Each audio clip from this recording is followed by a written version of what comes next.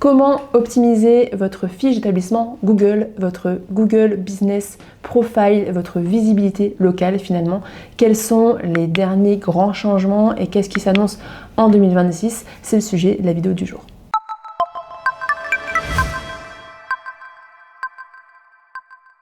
Petit rappel rapide avant d'entamer cette vidéo pour partir sur des bonnes bases. Déjà, rappelez qu'est-ce qu'une fiche Google. Donc une fiche Google, ça assure votre visibilité sur la carte Google Maps. C'est votre vitrine gratuite et c'est une fiche qui apparaît dans les résultats de recherche et qui vient regrouper toutes vos informations, en tout cas les informations nécessaires pour comprendre qui vous êtes, ce que vous faites et prendre contact avec vous. Concrètement, elle va permettre de vous appeler, d'obtenir un itinéraire, de connaître vos services, vos produits, de voir les avis, satisfaits ou pas satisfaits, etc.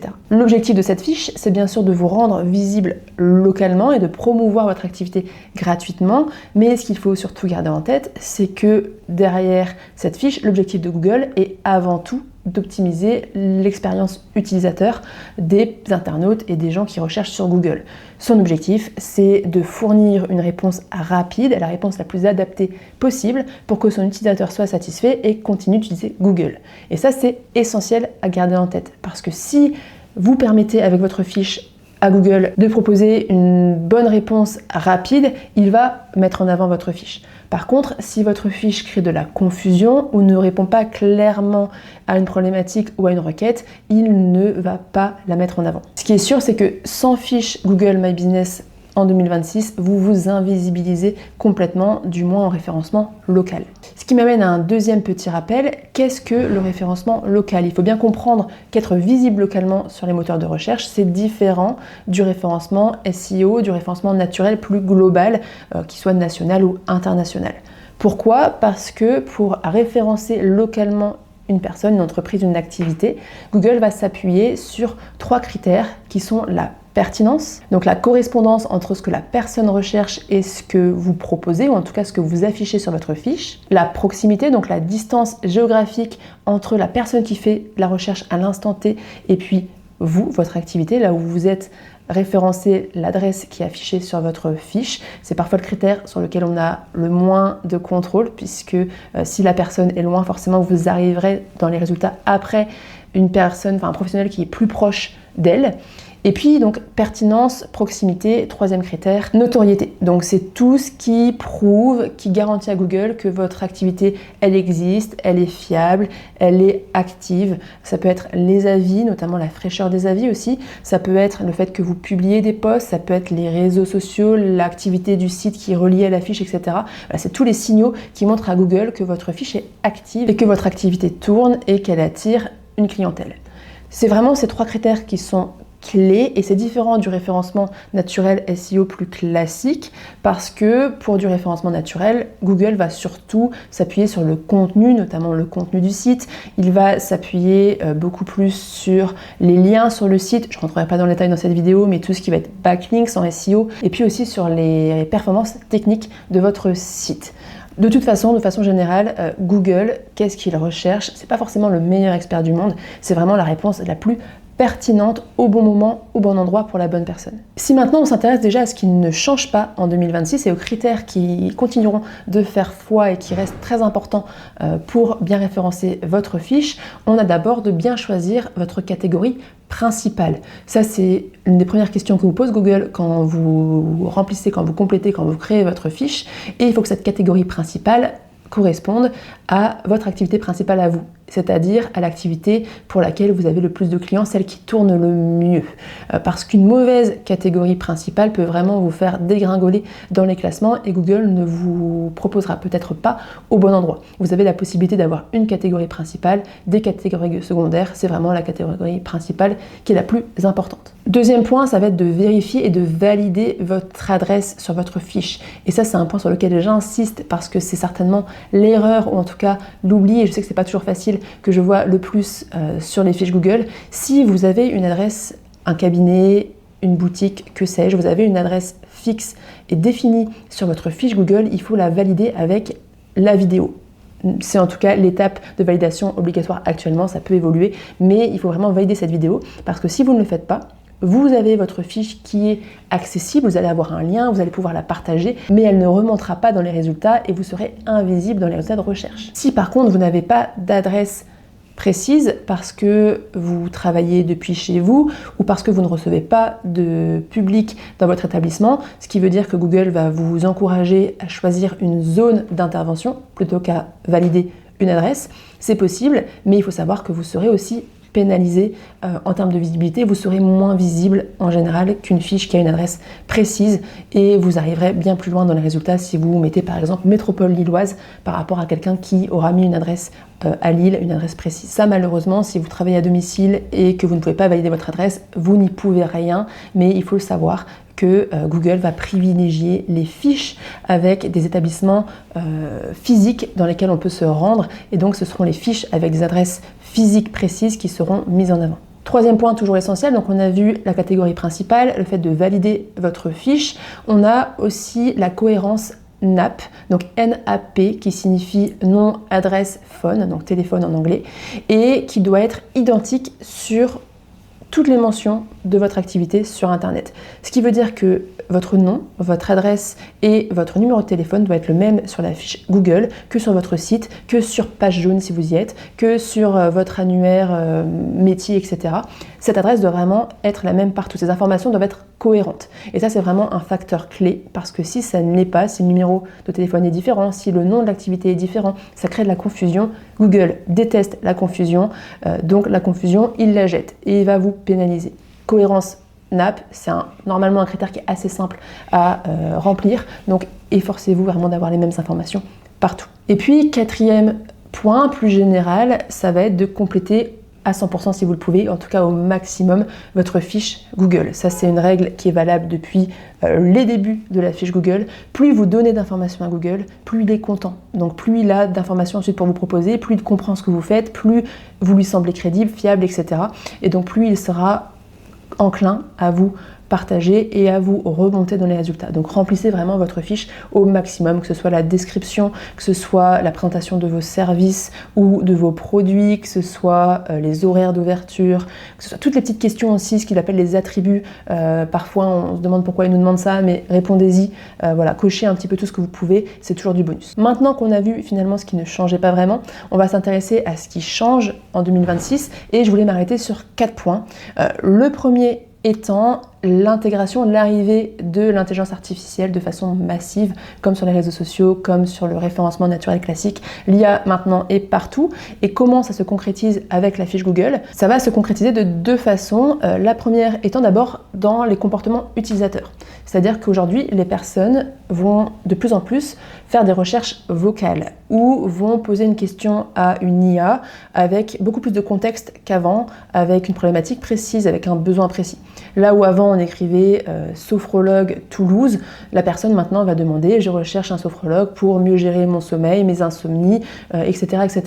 Donc ça offre beaucoup plus de possibilités en termes de référencement, puisque comme avant on avait des demandes qui étaient très génériques, tout le monde était un peu positionné sur les mêmes mots-clés et donc la concurrence était beaucoup plus rude. Aujourd'hui, parce que les requêtes sont plus spécifiques, sont plus contextualisées, ça nous permet de remonter sur des requêtes plus spécifiques, d'où l'importance des mots-clés dans votre fiche Google et de bien expliquer ce que vous faites. Ne dites pas juste « je suis sophrologue ». Expliquez qui vous accompagnez, pourquoi, comment. Dans votre description, c'est vraiment essentiel. Pas dans votre titre. Le titre, on l'a vu, cohérence NAP, le nom de votre activité, de votre fiche doit être le même qu'ailleurs. J'en reparlerai dans les erreurs à ne pas commettre. Mais en tout cas, vraiment dans la description, dans la présentation de vos services, complétez tout ce que vous pouvez et glissez-y des mots-clés qui sont susceptibles d'être recherchés par les utilisateurs et d'être proposés, d'être compris par Google. Deuxième changement toujours lié à cette intelligence artificielle, c'est que de plus en plus, Google va proposer ce qu'il appelle les AI Overviews, donc ça existe déjà aux États-Unis et plus de 60% des recherches aux États-Unis aboutissent à ce genre de résultats, c'est-à-dire que ce sont des résumés générés automatiquement par l'IA de Google au lieu des premiers résultats. Et ça, si vous souhaitez y être intégré. Donc vous souhaitez que Google vous propose dans ces nouveaux résultats générés par IA, il faut que votre fiche soit aussi la plus complète et la plus claire possible parce que lui, ce qu'il recherche, c'est une solution rapide et claire. Donc s'il a toutes les informations de façon rapide et de façon claire, il sera beaucoup plus enclin, encore une fois, à vous proposer. Et donc ça rentre dans un domaine plus global, qui est ce qu'on appelle maintenant le GEO, donc Generative Engine Optimization, qui va consister à optimiser nos contenus non plus pour le référencement naturel, donc pour des mots-clés comme on faisait des recherches sur Google, mais pour les moteurs de recherche IA, pour les générateurs IA, donc ça va être ChatGPT, ça va être Perplexity, ça va être tout le panorama d'outils IA et de générateurs IA qui existent aujourd'hui. On va essayer d'optimiser, de faire en sorte de remonter dans les propositions faites par ces outils. Et pour ça, il faut des réponses claires, il faut des réponses contextualisées, il faut utiliser des mots-clés, il faut créer du contenu et il faut donner finalement toutes les clés à ces outils pour qu'ils puissent vous présenter au bon endroit, au bon moment et à la bonne personne. Troisième changement important sur cette fiche Google, ça va être les avis. Alors, ce n'est pas nouveau, les avis sur Google, donc sur votre fiche, ont un poids non négligeable dans votre classement, dans les résultats. Ce qui va changer par contre, c'est que ces avis ne seront plus désormais juste une note, mais ils vont devenir aussi matière pour analyser votre activité. D'où l'intérêt d'avoir des avis qui soient relativement longs, en tout cas qui soient contextualisés, où la personne explique pourquoi elle est venue vous voir, pourquoi elle a aimé travailler avec vous, etc. etc.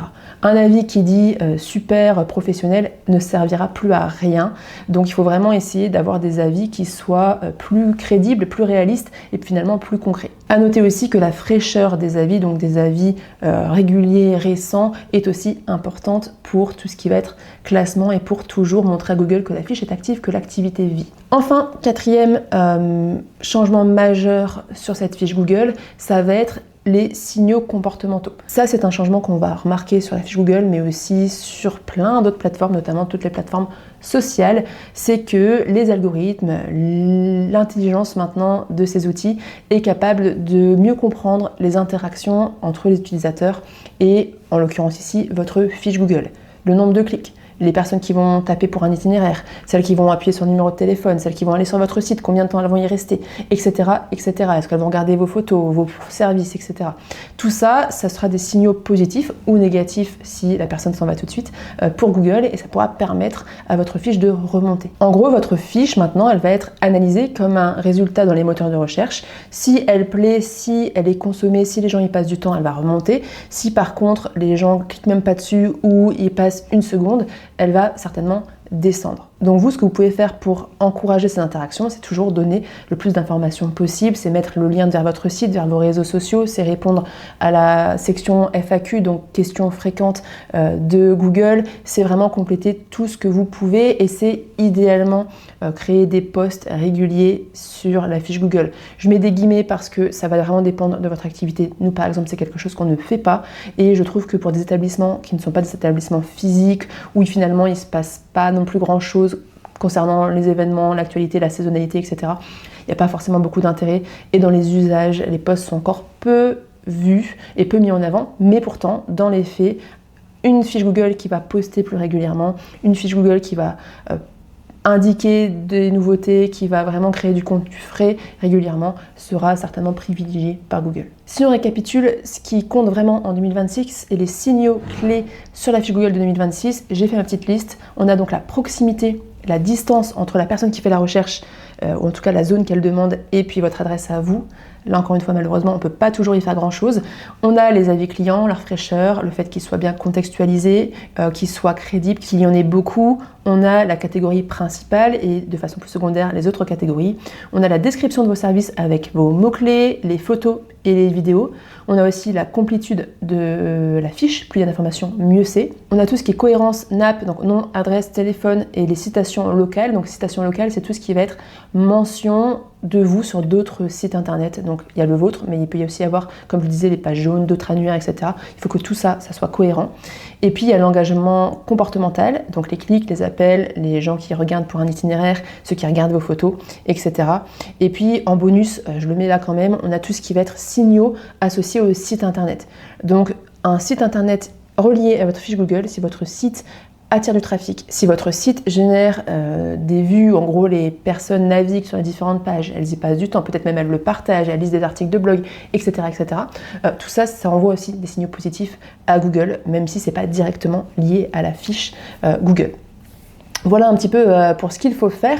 Et si on s'arrête un peu sur ce qu'il ne faut pas faire, quelles sont les erreurs à ne pas commettre? Alors là aussi, j'en ai listé quelques-unes. La première, ça va être d'ajouter des mots-clés dans le nom de l'entreprise. Et ça, je mets un gros point d'attention parce que c'est nouveau. Pendant des années, et certainement dans une ancienne vidéo ou même dans d'anciens articles que j'avais fait, je conseillais de mettre des mots-clés dans votre fiche Google, dans votre nom de fiche Google. C'est aussi une pratique que nous, on a appliquée pour notre activité et c'est une pratique qui a marché longtemps, qui peut même encore un peu marcher maintenant, mais qui est déconseillée et qui va vraiment être pénalisée, toujours dans cette idée de cohérence et de ne pas bourrer votre fiche de mots-clés de façon artificielle, etc. Parce que ça pourrit aussi l'expérience utilisateur. On se rappelle de l'objectif de Google, améliorer, optimiser l'expérience utilisateur. Et donc ce qu'on veut, c'est un nom qui soit clair, qui soit simple. On ne met plus de mots-clés dans le titre de sa fiche Google. On les met dans la description, on les met dans les services, on les met sur nos sites internet, pas dans le titre. Deuxième erreur, j'en ai parlé, choisir une catégorie qui ne correspond pas vraiment à votre activité. Laisser des horaires approximatifs, faux avis ou avis peu qualitatifs. Alors ça, Google est de plus en plus intelligent pour cerner, pour démasquer les faux avis et les avis qui sont parfois faits entre copains, etc. Franchement, évitez-le autant que possible. Ça a été même parfois des techniques conseillées par des marketeurs web, etc. Nous, ça n'a jamais été une pratique qu'on a conseillée et je peux vous la déconseiller encore plus en 2026. Ça ne fonctionnera plus, de moins en moins, et ça se voit. Et Google va être très très dur avec ces faux avis. Il va les pénaliser jusqu'à même pénaliser complètement votre fiche et à dépublier complètement votre fiche. Donc évitez au maximum les faux avis, ça n'en vaut pas la peine. Et enfin, pour terminer avec une dernière erreur, ça va être d'avoir plusieurs fiches pour une seule adresse.